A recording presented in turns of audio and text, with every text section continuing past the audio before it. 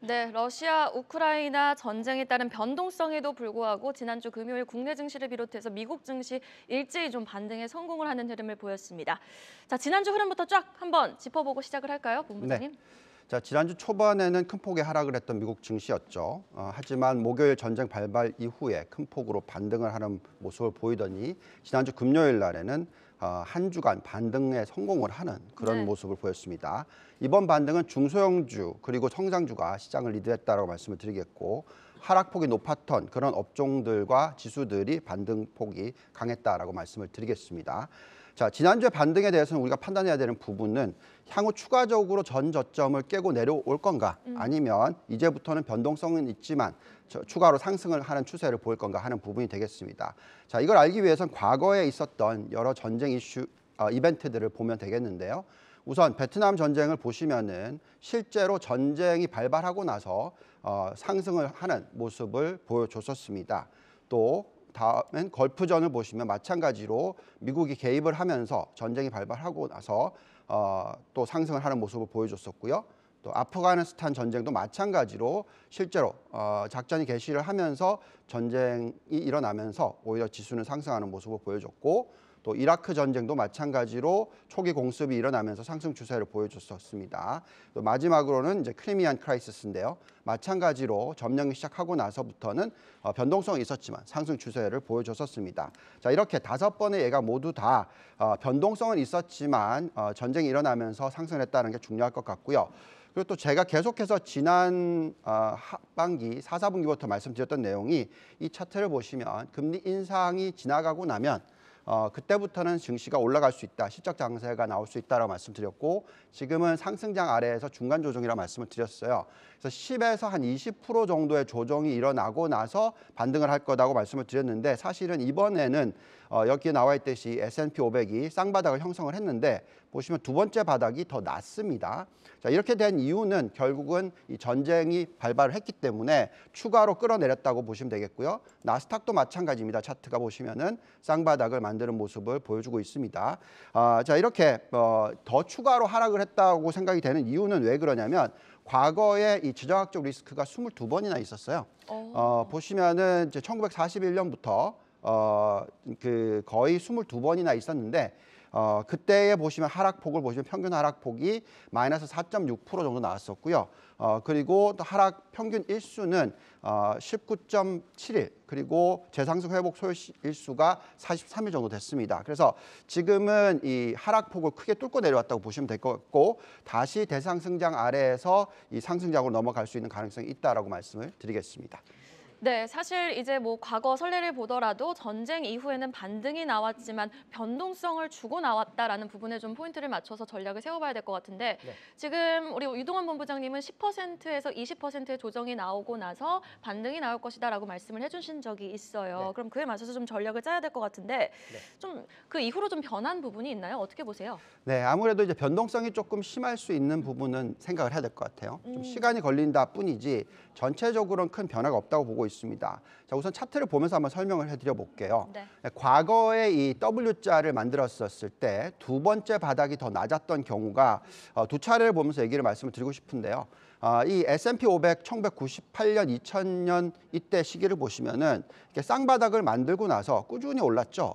그리고 거의 1년 반 동안에 68.2%나 올랐습니다. 그렇지만 전 고점을 뚫는 데까지 시간이 좀 걸렸고요. 그리고 나서 이제 올라가는 모습을 보여줬었고요. 자, 이때가 사이클의 뒷부분입니다. 그러니까 닷컴 버블이 붕괴되기 전에 한 2년이죠. 그때 상당히 많이 올라갔다는 것을 알 수 있겠고요. 또 이때는 이라크 전쟁이 일어났던 때입니다. 지금 여기 쌍바닥을 만들었던 이때가 이 밑에 보시면 이때가 이제 전쟁이 일어났었고요. 그 이후에 상승을 해서 전 고점을 뚫고 올라갈 때까지 시간이 좀 걸렸죠. 네. 한 3개월 내지 4개월 정도 걸렸습니다. 자, 그리고 나서 상당히 큰 폭의 상승, 47.4%의 상승을 1년 동안 보여줍니다. 자, 그래서 이런 부분들을 감안했었을 때 또 이 S&P 500뿐만이 아니라 나스닥은 그 상승폭이 훨씬 더 컸고요. 그래서 현재 시점에서는 이 전쟁이 장기화된다 그러면 변동성 계속 있을 수 있습니다. 그렇지만 중장기적으로 놓고 봤었을 때 상승 추세에 있을 것이라고 예상을 하고 있고요. 아마도 3월 16일 금리를 올릴 때까지 변동성이 좀 이어질 수는 있겠지만 그 후에 이 고점을 탈환할 거라고 예측을 하는데 그게 아마도 2, 4분기 내지 3, 4분기에 일어날 수 있다. 그리고 이제 전 고점을 뚫고 올라가는 시기는 4, 4분기가 되지 않을까. 연말까지는 S&P 500 기준으로서 한 자릿수 상승을 보이고 끝나지 않을까라고 생각하고 있습니다. 정말 지금 이 시점이 증시 반등에 좀 깔딱고기였으면 좋겠어요. 3월 16일 우리 FOMC 회의 금리 상승 이후 조금 지금 시점에서 조금 깔딱고기였으면 하는 바람이 있습니다. 전쟁 이후 항상 반등 추세였다고 하니까요. 저가 매수가 좀 유효했으면 좋겠습니다. 자, 그럼 다음 질문에 앞서서요. 에너지 분야에 대한 CME 코멘트 영상 화면을 통해 만나보도록 하겠습니다.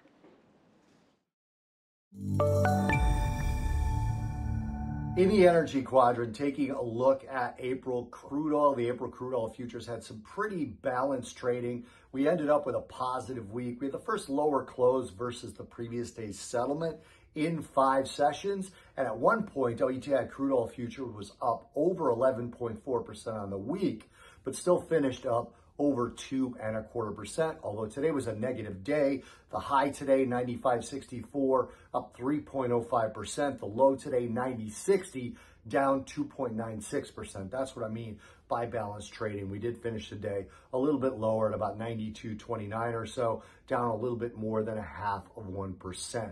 Now, there was a little bit of speculative unwind today, and that was a lot of that downdraft that we saw. Sanctions by the West, which were talked about yesterday and a little bit this morning, did not apply to global energy exports.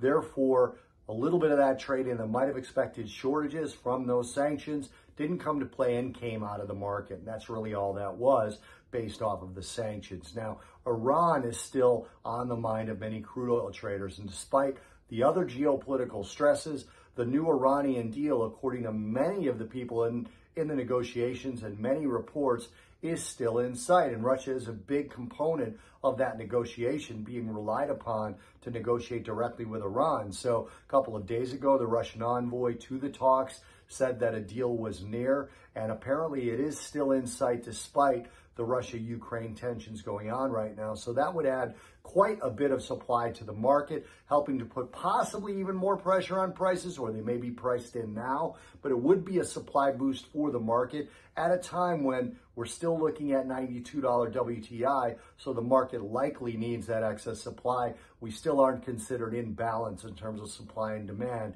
as many people would characterize that balance. 네, 요즘 가장 시장에서 우려가 되는 부분은 사실 유가의 급등 아닐까 싶습니다. 유가를 비롯해서 원자재 가격이 일제히 좀 폭등을 하면서 인플레이션 우려를 좀 부추기고 있는데요.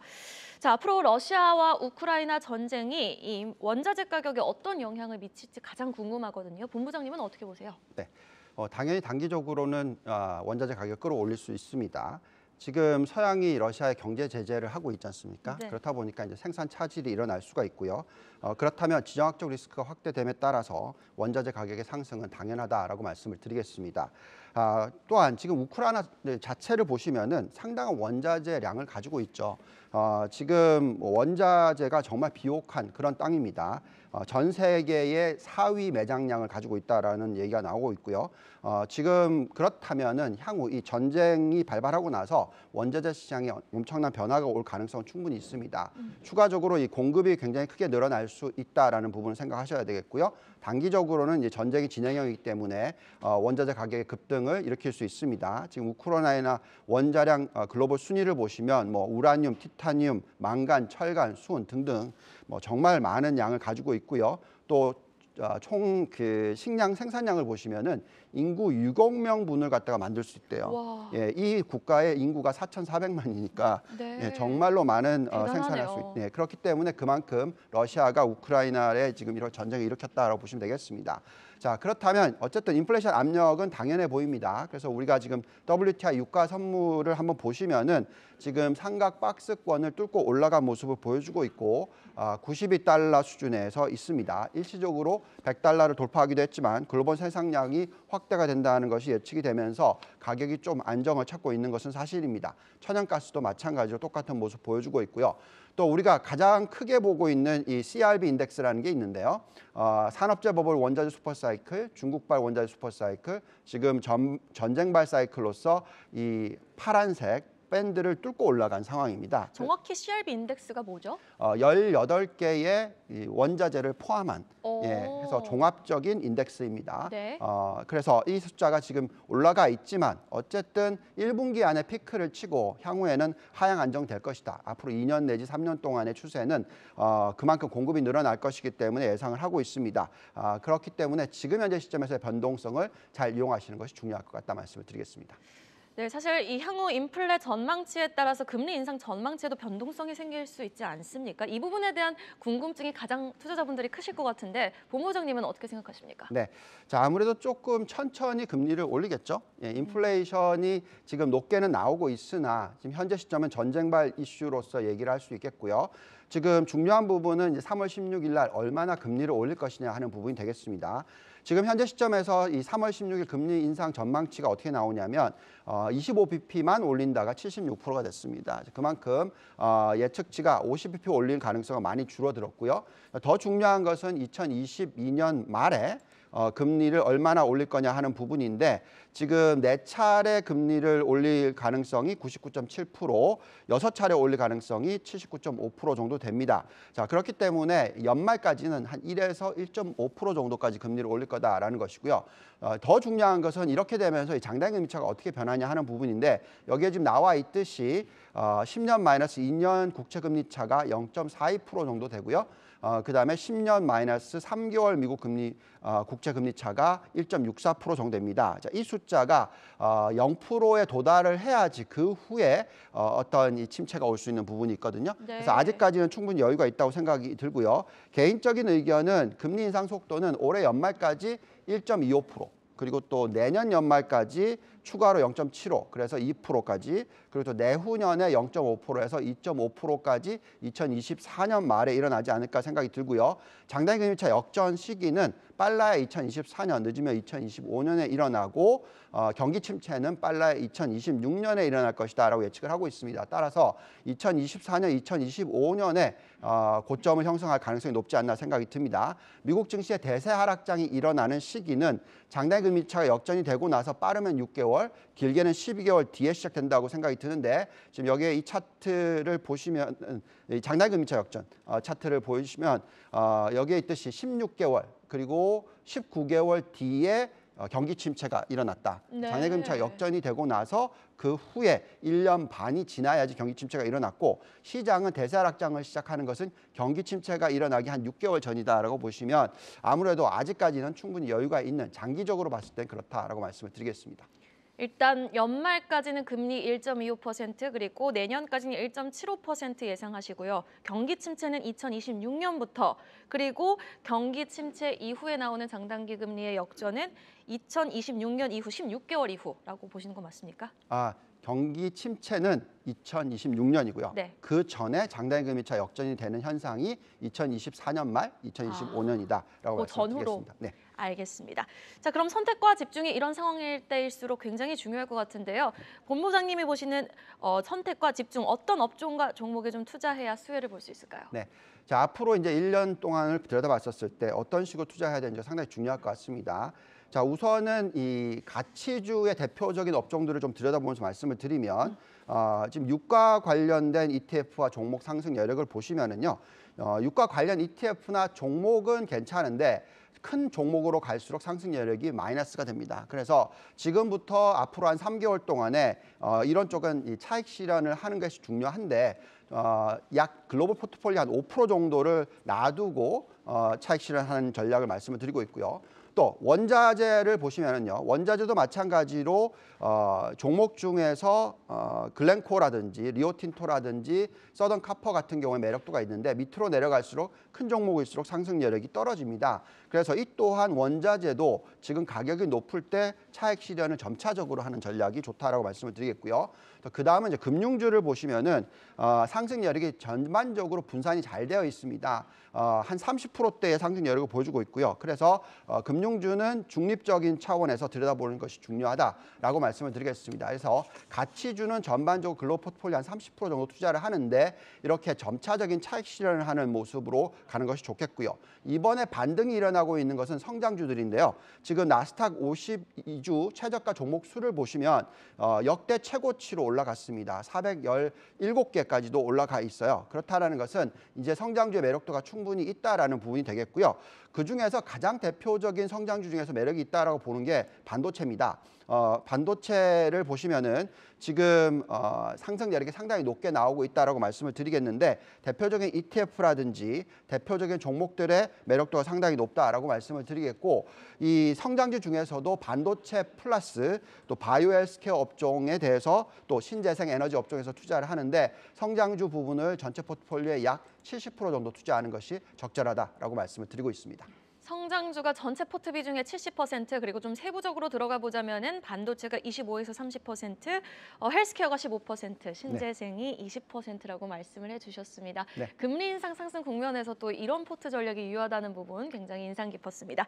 월요일 오늘 진짜 전략 유동원 유한타증권 글로벌 자산배분 본부장님과 함께했습니다. 오늘 나와주셔서 너무 고맙습니다, 본부장님. 감사합니다. 감사합니다.